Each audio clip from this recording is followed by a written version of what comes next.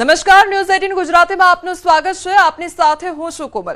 સમાચારોની શરૂઆત કરીએ તો મહીસાગરમાં બેંકમાં મૃત વ્યક્તિઓના નામે લોન કૌભાંડનો મામલો સામે આવ્યો છે। ગરીબ ખેડૂતોની જાણ બહાર તેમના નામે લોન મંજૂર કરી નાણાં ઉપાડી લેવામાં આવ્યા તો ડુપ્લિકેટ દસ્તાવેજો અને અન્ય લોકોના આધાર કાર્ડનો ઉપયોગ કરી જમીનની નકલ પર બોજા ચડાવી લોન મેળવી હતી તો જમીન માલિક અને લોન લેનાર વ્યક્તિ અલગ હોવાના પણ આક્ષેપો સામે આવ્યા છે।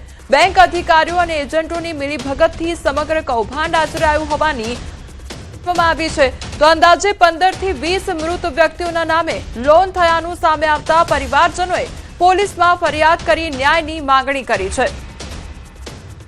તો બેંક લોનનો આ કૌભાંડ સામે આવ્યો છે જે અંગે મોટો ખુલાસો થયો છે। પરિવારજનો દ્વારા અનેક આક્ષેપો પણ કરવામાં આવ્યા છે। આ સાથે પોલીસમાં ફરિયાદ પણ નોંધવામાં આવી છે તો મૃત પામેલા લોકોના નામે લોન લેવામાં આવી હોય તે પ્રકારના આક્ષેપો થઈ રહ્યા છે।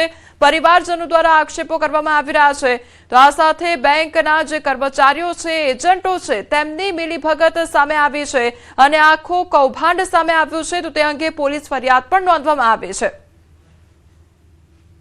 20 વર્ષ પહેલા મરી ગયા છે। એમના નામે લોન કરી છે। કઈ રીતે ખબર પડી? બેંક વાળા અમારે ઘરે આવ્યા, ઓડિટમાં ત્યાર પછી અમને ખ્યાલ આવ્યો। અમારા હાથથી અમને સાચો ન્યાય મળે એવું થવું જોઈએ, કાયદેસર થવું જોઈએ। હવે જાણતા નથી, હવે લોન થઈ ગઈ 7 લાખની। તો બેંક અધિકારીઓ તેમજ એજન્ટોની આ મિલીભગત સામે આવી છે અને લોનનું કૌભાંડ આચરવામાં આવ્યું છે। સંવાદદાતા મિતેશ અમારી સાથે જોડાઈ ગયા છે। મિતેશ, લોન જે કૌભાંડ છે તેનો પર્દાફાશ થયો છે, કયા પ્રકારે અત્યારે જે તપાસ છે તે હાથ ધરવામાં આવી છે? જી બિલકુલ થી જો વાત કરવામાં આવે તો મહીસાગર જિલ્લામાં કેટલા એવા ગરીબ લોકો છે કે જે હજી અંતરિયાળ વિસ્તારમાં રહી રહ્યા છે, ડુંગરાળ વિસ્તારમાં રહી રહ્યા છે અને પોતાની મજૂરી કરી પોતાનું ભરણ પોષણ કરી રહ્યા છે। તેવા લોકો કે જેમના જે વારસદારો છે, પરિવારજનો છે કે જે 20 વર્ષથી મરણ ગયેલા છે, કોઈ 20 વર્ષથી છે તો કોઈ 10 વર્ષથી છે, આવી રીતે મરણ ગયેલા છે તેવા 10 થી પણ વધુ, અંદાજિત 10 થી પણ વધુ લોકોની લોન છે તે લુણાવાડા કેનેરા બેંકમાં કરી દેવામાં આવી છે। આ મસ્ત મોટું કૌભાંડ છે તે જે વડોદરાના જે વડી કચેરી દ્વારા ઓડિટ કરતા બહાર આવ્યું છે। વાત કરવામાં આવે તો આવા ગરીબ લોકોની લોન કઈ રીતે થઈ તે પણ એક પ્રશ્ન છે। ગરીબ લોકો કહી રહ્યા છે કે અમે ક્યારેય પણ બેંકમાં ગયા નથી, અમે કોઈ ડોક્યુમેન્ટ આપ્યા નથી, પરંતુ આ જે આધાર કાર્ડ છે તેમાં પણ છેડછાડ કરવામાં આવી છે ને સમગ્ર મામલે જે કૌભાંડ છે તે ઓડિટ અધિકારીઓ દ્વારા બહાર લાવવામાં આવ્યું છે। જી મિતેશ, જ્યારે પણ લોન લેવામાં આવતી હોય છે ત્યારે આધાર પુરાવા આપવામાં આવતા હોય છે, ડોક્યુમેન્ટ ચેક કરવામાં આવતા હોય છે અને ત્યારબાદ લોન પાસ થતી હોય છે, એટલે જો આ પ્રકારનું કૌભાંડ આચરવામાં આવતું હોય તો હવે પોલીસ દ્વારા કયા પ્રકારે તપાસ કરવામાં આવશે?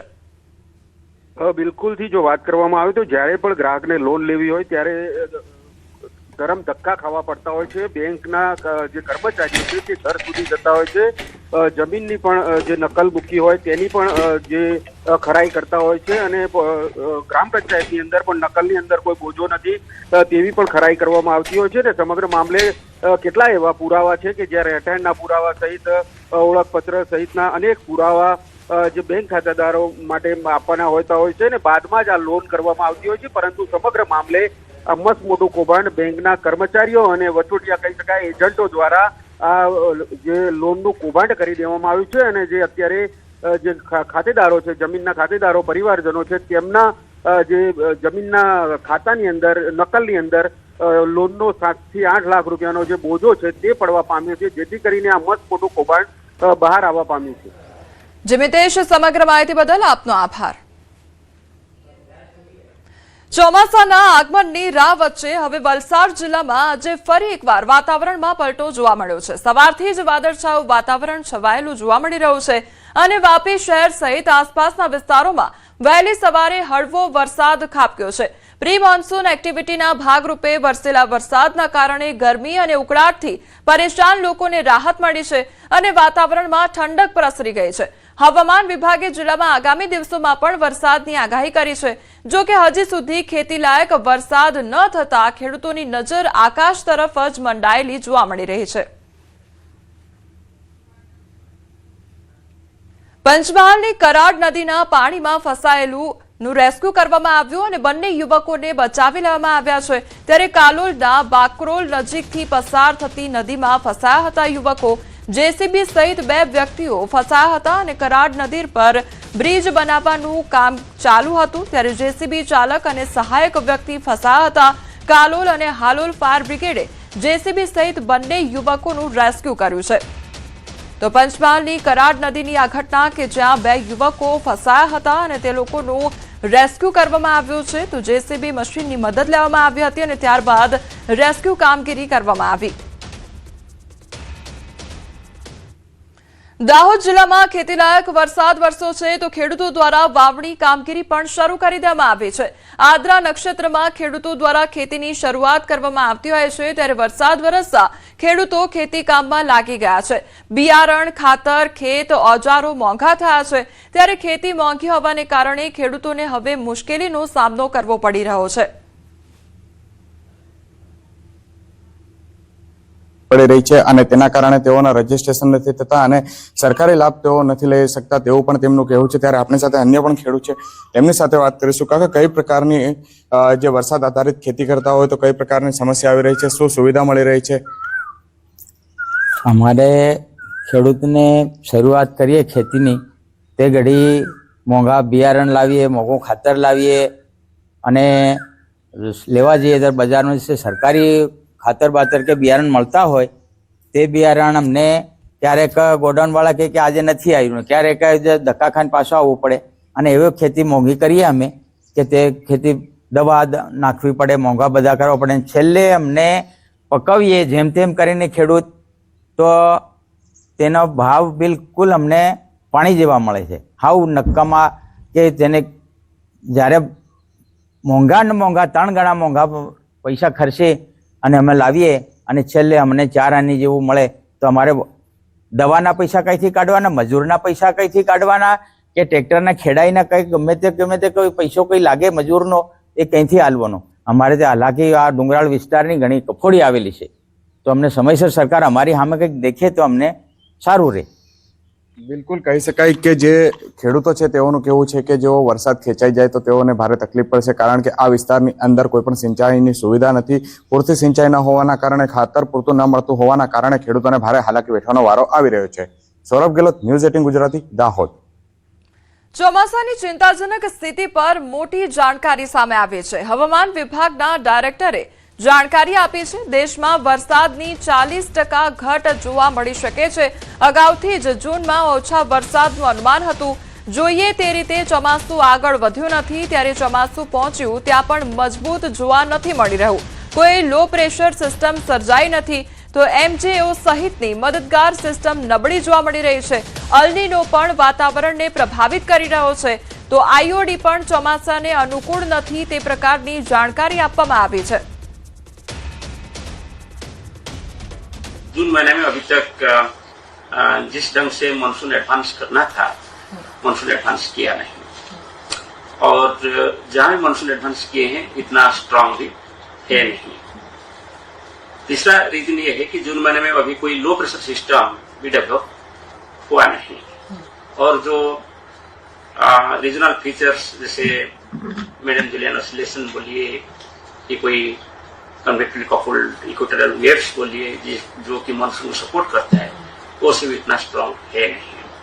और लार्ज स्केल प्रोसेस देखेंगे तो जून महीने में एलिनो कंडीशन प्रिवेल कर रहा है भारत प्रशांत महासागर में और ये जो एलिनो कंडीशन है अभी वीक एलिनो कंडीशन है फिर भी ये एटमॉस्फेरिक सर्कुलेशन को प्रभावित कर रहा है। સપ્ટેમ્બરમાં મજબૂત અલ્નીનો સંભવ છે ત્યારે હજુ તો અલ્નીનોની શરૂઆત થઈ છે। 23 જૂનથી ચોમાસું ફરી આગળ વધવાની સંભાવના છે તો 25 જૂન બાદ વરસાદની તીવ્રતા વધશે અને 25 જૂનથી 1 જુલાઈ દરમિયાન સામાન્ય કે સામાન્યથી વધુ વરસાદ સંભવ છે। 30 જૂન બાદ ચોમાસું ફરી ગતિ પકડશે। 1997માં મજબૂત અલ્નીનો હોવા છતાં ચોમાસું સારું હતું તો IOD પોઝિટિવ હોય તો અલ્નીનોની અસર ઘટાડી શકે। ચોમાસામાં IOD ન્યુટ્રલ જ રહેવાની સંભાવના છે। 1997માં IOD પોઝિટિવ હોવાથી અલ્નીનો મજબૂત હોવા છતાં ઘટી હતી અસર। और सितंबर महीना में शायद ये स्ट्रांग मानसून स्ट्रांग एलिनो कंडीशन में परिणत हो सकता है। तो जितना एलिनो स्ट्रांग होगा इसका एडवर्स इम्पैक्ट मानसून के ऊपर ज्यादा होने का संभावना होता है और फिर मानसून सीजन के बाद और भी स्ट्रांग हो सकता है और 23 तारीख से फिर मानसून आगे बढ़ने का संभावना है, जैसे कि महाराष्ट्र के और कुछ हिस्सा और इसके साथ साथ छत्तीसगढ़, झारखंड, बिहार, उड़ीसा का रिमेनिंग पार्ट्स, ईस्ट यूपी के कुछ हिस्से, ये सब इलाका में यानी सेंट्रल इंडिया और इसके साथ साथ ईस्टर्न इंडिया जो रिमेनिंग पार्ट्स है इसमें फिर मानसून आगे बढ़ने का संभावना है। इसके साथ साथ जैसे मानसून एडवांस होगा 23 तारीख से धीरे धीरे मानसून का जो रेनफॉल एक्टिविटी है उसमें भी उन्नति आने का संभावना दिखाई दे रहा है। નર્મદા ભાજપમાં હજુ પણ ઉકળતા ચરુ જેવી સ્થિતિ જોવા મળી રહી છે।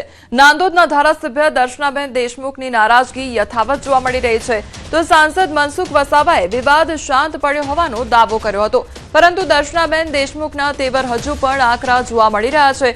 કમલમમાં મુલાકાતને લઈ ધારાસભ્ય દર્શનાબેન દેશમુખનું નિવેદન સામે આવ્યું છે। મોવડી મંડળ સમક્ષ પુરાવા રજૂ કર્યા છે। પાર્ટીના નિર્ણયની રાહ જોઈશ।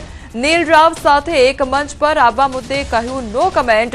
જો કે જિલ્લા પ્રમુખ નીલ રાવ હજી સુધી આ મામલે મીડિયા સામે નથી આવ્યા, તેના પરથી અનેક સવાલો પણ ઊભા થઈ રહ્યા છે।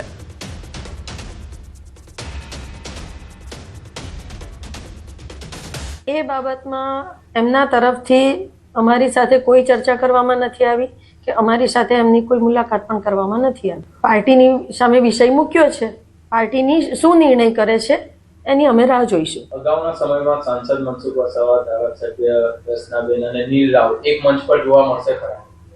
નો કમેન્ટ્સ। તો આ તરફ સાંસદ મનસુખ વસાવા કહી રહ્યા છે કે જે મતભેદો હતા તે દૂર થયા છે।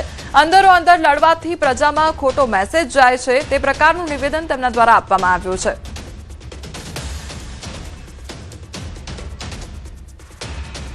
કોઈ અંદર અંદર એકબીજા સાથે લડીશું તો એનાથી પ્રજામાં પણ એક ખોટા સમાચાર એમાં જાય છે અને આખરે તો પાર્ટીને નુકસાન થાય છે। પાર્ટીને નુકસાન થાય એટલે વ્યક્તિગત પણ અમને બધાને પણ એ નુકસાન થાય। પ્રદેશે અમને બોલાયા હતા, અમારી વાત જે કહેવાની હતી તે વાત થઈ। હવે કોઈનો વાંક કાઢ્યા કરતા બધાએ એક પાર્ટીના કામ માટે કામે લાગી જવાનું એવું નક્કી કર્યું છે અને પાર્ટીમાં હવે કોઈ પણ પ્રકારના હવે ભેદ નથી, એક બધા સાથે રહીને। ભાવનગર રેગિંગ કેસમાં વધુ એક કાર્યવાહી હાથ ધરવામાં આવી છે। R2 doctor Divya Modi ragging કેસમાં દોષિત ઠર્યા છે, તો 6 મહિના માટે સસ્પેન્ડ કરવાનો નિર્ણય કરવામાં આવ્યો છે। એન્ટી રેગિંગ કમિટી દ્વારા કરવામાં આવી છે આ કાર્યવાહી। 13 જુનિયર તબીબો સાથે રેગિંગ થયું હતું। રેગિંગમાં દિવ્યા મોદી પણ સામેલ હોવાનો આ મામલો સામે આવ્યો છે।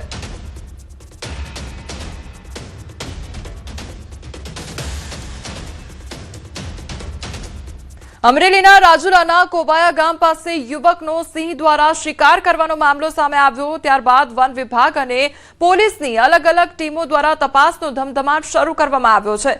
તપાસ દરમિયાન મૃતક યુવક પ્રકાશચંદ્રના અંતિમ સીસીટીવી ફૂટેજ સામે આવ્યા છે।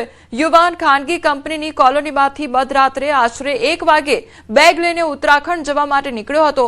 રાત હોવાથી ફરજ પરના સિક્યોરિટી ગાર્ડે તેને રાત્રે ન જવાની સમજાવવાનો પ્રયાસ પણ કર્યો હતો। સીસીટીવી કવરેજ વિસ્તારથી અંદાજે 1.5 કિલોમીટર દૂર પહોંચ્યા બાદ સિંહે તેના પર હુમલો કર્યો હોવાની આ ઘટના સામે આવી છે।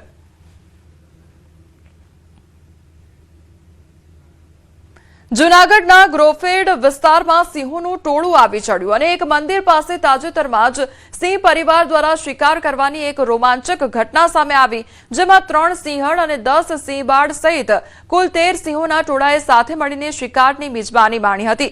રહેણાંક અને મંદિરની નજીકના વિસ્તારમાં આટલી મોટી સંખ્યામાં સિંહો શિકાર પર તૂટી પડ્યા હોવાની જાણ થતાં જ વન વિભાગની ટીમ તુરંત જ ઘટનાસ્થળે દોડી આવી હતી। ત્યારબાદ વન વિભાગના કર્મચારીઓએ ભારે જહેમત ઉઠાવીને આ તમામ 13 સિંહોને કોઈપણ જાતની ઈજા વગર સુરક્ષિત રીતે પાછા સલામત જંગલ વિસ્તારમાં ખસેડ્યા હતા।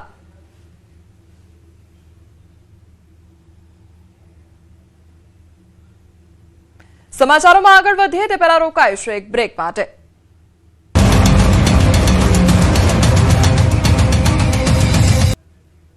બ્રેક બાદ આપનું સ્વાગત છે। સમાચારમાં આગળ વધે તો ભરૂચના જેબી મોદી પાર્ક નજીક આવેલી ઝૂંપડપટ્ટીમાં ભીષણ આગની ઘટના સામે આવી છે। અચાનક લાગેલી આગે પળવારમાં જ વિકરાળ સ્વરૂપ ધારણ કરતા 5 જેટલા ઝૂંપડા બળીને ખાખ થઈ ગયા હતા। ઘટનાની જાણ થતાં ફાયર બ્રિગેડની ટીમ તાત્કાલિક સ્થળ પર પહોંચી આવી અને આગ પર કાબુ મેળવવામાં આવ્યો હતો।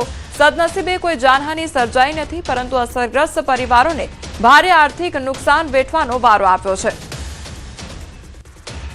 તો ભરૂચની આ ઘટના કે જ્યાં ઝૂંપડપટ્ટીમાં આગ લાગવાની ઘટના સામે આવી છે, તો લોકોને પારાવાર નુકસાની વેઠવાનો વારો આવ્યો છે।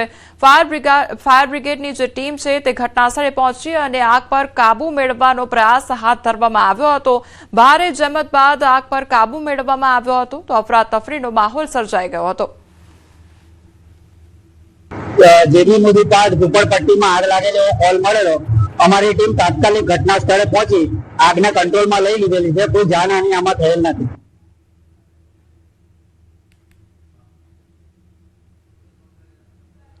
અમદાવાદમાં ફાયર વિભાગની કડક કાર્યવાહી હાથ ધરવામાં આવી છે। મોટેરા, સાબરમતી, ચાંદખેડા વિસ્તારમાં હોટલ સામે કાર્યવાહી કરવામાં આવી, તો ફાયર એનઓસી વગર ચાલતી હોટલ ઉપર તંત્રનો કડક વલણ અપનાવવામાં આવ્યું છે। ચાંદખેડા વિસ્તારની 4 હોટલોને સીલ કરવામાં આવશે, તો કુલ 37 હોટલોને નોટિસ આપવામાં આવી છે। દિલ્હીમાં આગ લાગવાની ઘટના બાદ અમદાવાદ ફાયર વિભાગ સફાળું જાગ્યું છે। અમદાવાદ ફાયર વિભાગ દ્વારા અલગ અલગ વિસ્તારની અંદર જે હોટલની અંદર ફાયર એનઓસી નથી, તો તે હોટલને નોટિસ આપવામાં આવી છે। ફાયર વિભાગની ટીમ અહીં પહોંચી અને જે પ્રકારના દ્રશ્યો સામે આવ્યા તેમની સાથે વાત કરીશું। એનઓસી ફાયર એનઓસી છે, તે નિયમનો ભંગ થયો છે, એ સિવાય પણ કયા કયા નિયમો છે કે જે હોટલે ન પાળ્યા હોય અને આપે એનઓસી આપી હોય? પહેલો તમે જે મોટો કીધો કે એનઓસી છે નહીં, એટલે એનઓસી વગર હોટલ ચલાવવી, કેમ કે એ વગર અધિકારી જે આવે ફાયરના અધિકારી એ જોશે અને ચેક કરશે કે ભાઈ ફાયર સેફ્ટીના નિયમોનું તમામ સંપૂર્ણ પાલન થઈ રહ્યું છે કે નહીં, એ જોવું જરૂરી હોય છે। એના અનુસંધાનમાં જ્યારે નોટિસ આપી ત્યારે અમને કહેવામાં આવ્યું હતું કે મારી ડિટેક્શન સિસ્ટમ જોઈ શકો છો, અહીંયા આગળ જે સિસ્ટમ આપેલી છે એ સિસ્ટમ ટોટલી બંધ હતી। એ સિવાય ડિટેક્ટર મિસિંગ છે અને આગળ અહીંયા પેનલ જોશો ત્યાં આગળ, તો ત્યાં પણ શોર્ટ સર્કિટ અગાઉ થયેલું છે। એટલે એ લોકોને આ ડિટેક્શન સિસ્ટમ જે લગાવેલી છે એનું તાત્કાલિક પાલન કરવાનું અને એનઓસી મેળવી લેવાનું એમને કહેવામાં આવ્યું હતું। જોઈ શકો છો કે આગળ ડિટેક્ટર છે જ નહીં, સંપૂર્ણ નીકળી ગયેલું ડિટેક્ટર છે। અગાઉ અહીંયા શોર્ટ સર્કિટ પણ થયેલું છે પેનલની અંદર। હજી એમને કીધું હતું કે 3 દિવસની અંદર તમે આ જે સિસ્ટમને જે છે એ તો તાત્કાલિક તમારે ઇફેક્ટથી એક્ટિવેટ કરીને એનું મેન્ટેનન્સ કરાવી લો, એના માટે એમને તાત્કાલિક કીધું હતું। અને એ સિવાય જ્યારે નોટિસ આપી ત્યારે એનઓસી મેળવવા માટે એમને કીધું કે 3 થી 4 દિવસમાં પ્રોસેસ કરી દેજો, પણ લગભગ 6 થી 7 દિવસનો સમય એના પછી પણ વીતી ગયો છે, આજ દિન સુધી એનઓસી લેવાઈ નથી। એટલે આવી આજે જે સીલમાની પ્રોસેસ છે એવી 4 ચાંદખેડા, સાબરમતી અને મોટેરા વોર્ડમાં થવાની છે। 4 જેટલી થશે। એનઓસી મેળવવી ખૂબ જ જરૂરી છે। જો આ એનઓસી નહીં હોય તો આ સીલ પણ નહીં હટે તેવું ફાયર ઓફિસરનું કહેવું છે। કેમેરા પર્સન અમિત શર્મા સાથે દીપિકા કુમાર, ન્યૂઝ 18 ગુજરાતી, અમદાવાદ।